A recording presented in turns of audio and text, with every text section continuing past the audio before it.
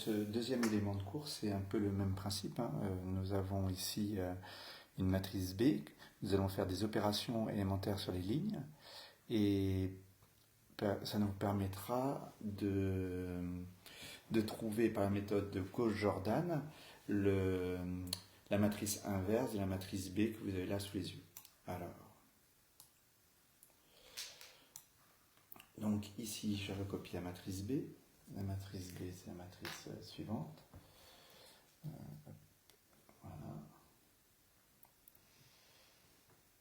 Donc, 0, 2, 4, 1, 0, 0 et 1, 0, 1. Donc, la première opération sur les lignes, l'opération élémentaire sur les lignes que l'on vous propose, c'est L2 échangé avec L1. Donc pareil, hein, on part de I3. I3 c'est L1, L2, L3 pour obtenir cette matrice associée à cette permutation que j'ai notée E1, 2. Ce sera la matrice avec L2 sur la première ligne, L1 sur la deuxième et L3 sur la troisième. On obtient ici une matrice que je vais écrire ici pour pouvoir faire le produit directement. Voilà.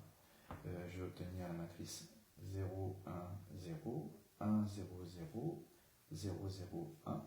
Voilà. Et c'est la matrice qui me permettra de faire l'échange entre L2 et L1. Ici, on constate effectivement que si je fais cette ligne fois cette première colonne, j'obtiens 1. Ensuite, cette ligne fois cette deuxième colonne, j'obtiens 0. 1, 0, puis 0. Donc j'obtiens la deuxième ligne à la place de la première. Et idem, ici, j'obtiens la première ligne. Donc j'ai échangé L2 et L1. La troisième ligne n'étant pas changée, puisque c'est ça fois ça, donc 1. Ensuite, ça fois ça, donc 0. Et ça fois ça, donc 1. Voilà. Alors maintenant, on vous demande de traduire un certain nombre d'opérations élémentaires sur les lignes. Et la deuxième opération élémentaire sur les lignes qu'on vous demande de traduire, dont on vous demande de déterminer la matrice associée, c'est la matrice de transaction, c'est l'opération élémentaire L3 moins L1 à la place de L1. Donc c'est la ligne 3 qui va changer, ligne 3 qui va changer dans la matrice identité. Hein. J'ai celle-ci, j'ai noté transvection de 3, ligne 1, coefficient moins 1. Et j'avais dit, les deux premières lignes ne changent pas, et c'est la ligne 3 qui est L3 moins 1 L1. Voilà. Donc ici 0, 1, 0, et ici moins 1, 0, 1. Voilà. Et ici, je fais cette opération, ça moins ça, sur la dernière ligne. Voilà. Et j'obtiens 0, 0, 1. Donc déjà là, j'ai 3 pivots, je suis de rang 3, ma matrice est inversible. C'est déjà une première remarque. Rang 3, matrice inversible. Ensuite, la troisième opération élémentaire, c'est une dilatation cette fois-ci, qui est L2 multiplié par 1 demi de L2. Donc, rien ne change sur la matrice identité, c'est juste le coefficient de la deuxième ligne, c'est la deuxième ligne qui est multipliée par 1 demi. Parce que comme ça, quand je vais faire mon produit, cette ligne fois cette colonne, je vais tout multiplier par 1 demi sur la ligne qui est là. Les autres, ça fera 0 à chaque fois. Donc j'obtiens 1, 0, 0, 0, 1, 2 et 0, 0, 1. Ensuite, dernière opération, c'est une transvection, cette fois-ci, qui est L2, qui est changée en L2 moins 2 L3. auquel cas on obtient comme matrice associée, c'est la matrice de transvection, la ligne 2, j'ajoute moins 2 la ligne 3, voilà, et j'obtiens ici la matrice identité. Voilà. Quand je suis parti de là, j'ai multiplié par cette matrice, puis par cette matrice. Donc ce que j'obtiens ici, c'est la matrice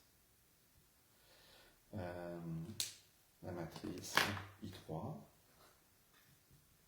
mais qui est égale à ça, la matrice qui était notée dans la question de cours B, fois cette matrice, qui est la matrice E, c'est la permutation de la ligne 2 et de la ligne 3, E1, 2. Je vais essayer de prendre un stylo. 1, 2. Ensuite, cette matrice-là, qui est la matrice de transvection 3, 1, moins 1. Ici, cette matrice-là, qui est la matrice de transvection, de dilatation de la deuxième ligne par un demi. Et cette dernière matrice, qui est une matrice de transvection, qui est 2, 3, moins 2. Voilà. Voilà la matrice que j'obtiens ici, c'est le produit de B par toutes ces matrices, c'est la matrice I3. On a cette matrice fois I3 qui est égale, cette matrice fois B qui est égale à I3, donc ça c'est B-1, par définition, hein, la matrice inverse. On savait déjà qu'elle était inversible, on vient de trouver B-1.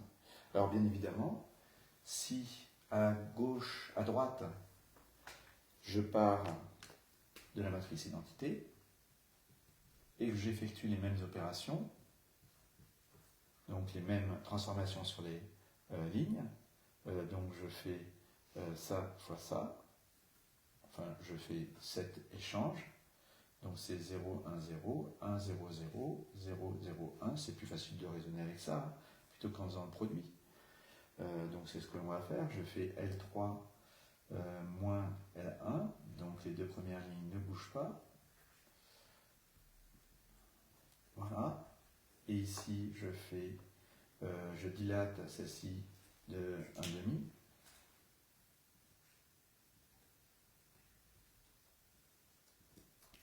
Et enfin, cette dernière transaction, à celle-ci, j'enlève 2 fois celle-là. Je ne change pas la ligne 3 et la ligne 1, c'est celle-ci moins 2 fois celle-là. Donc plus 2, moins 2. Je vérifie. 1, 0, 0. Je fais ça fois ça pour vérifier. Ça fait 0, 1, très bien. Et le dernier, ça marche. Donc, ce que j'obtiens là, au même titre que ce que j'ai obtenu ici, c'est ça fois ça, puis fois ça, puis fois ça, puis fois ça. Donc ici, ce que j'obtiens là, c'est I3 fois B, fois B, pardon, fois celle-là, I3 fois celle-là, donc fois E1, 2, fois T de 3, 1, moins 1, fois D de 2, 1 demi, cette dilatation et la transvection qui est ici. Voilà. Donc, le I3, il n'y a pas besoin, hein, puisque I3 fois une matrice. Voilà. Donc, ce que j'obtiens ici, ce n'est rien d'autre que ça, qui est B-1. Donc, ça, c'est B-1. Voici la méthode de Gauss-Jordan pour trouver la matrice inverse, qui est décrite parfaitement dans cet exemple.